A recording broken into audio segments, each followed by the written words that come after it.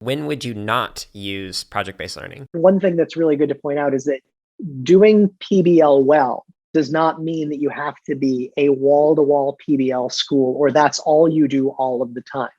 You don't necessarily need to go from project to project to project to project, right? If you're familiar with High Tech High, the kind of flagship PBL school down in San Diego, they have these immersive, massive, semester-long interdisciplinary projects that just encompass, 5 different subjects, and they're huge. And that works really well for them. Their faculty has been doing it for a really long time. The students have bought into this is what you're going to do.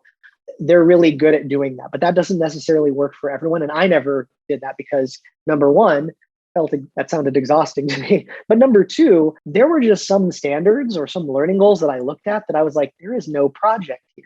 In social studies, for example, like I would look at what are the standards that really lend themselves to number one, inquiry, or I have the time to devote some exploratory inquiry time to. So if it's a standard that literally takes me normally 20 minutes to teach my way through, what am I going to do? Put together a 2-week project and then I'm totally thrown off. So that's one thing that I would say is consider the standards.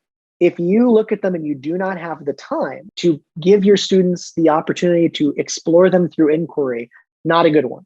You can sometimes find those kind of mismatchy standards or those shorter, narrower standards and bundle them together in a creative way to create those blocks of time. But by themselves, they shouldn't be a PBL by themselves. Not every standard is supposed to be that. The other one too is if you look at the standard of the learning goal and you ask yourself, who does this in the real world and what do they do with it to solve a problem or to, take care of something that they have to do in terms of their job? If you can't articulate those two things in your own head, you're going to have no success articulating that to a group of students who don't have the same expert level of knowledge you do. So that's another kind of red flag is maybe that's not the best way until you can authentically demonstrate why this standard is so important or how it's used in the real world. If you can't think of that yourself, then that's another kind of a no-go. That being said, just because not everything is a project in your room doesn't mean you cannot be doing the types of things you would be doing during a PBL experience all the time. You can always be encouraging students to reflect. You can always be helping them develop skills to help them become better collaborators and communicators. You can always be providing, facilitation style experiences where they're doing, little research sprints or getting into pairs or triples or whatever. You can always be doing those kinds of things that you do during a PBL project in your classroom, even if it's not building towards an authentic project that's going to be publicly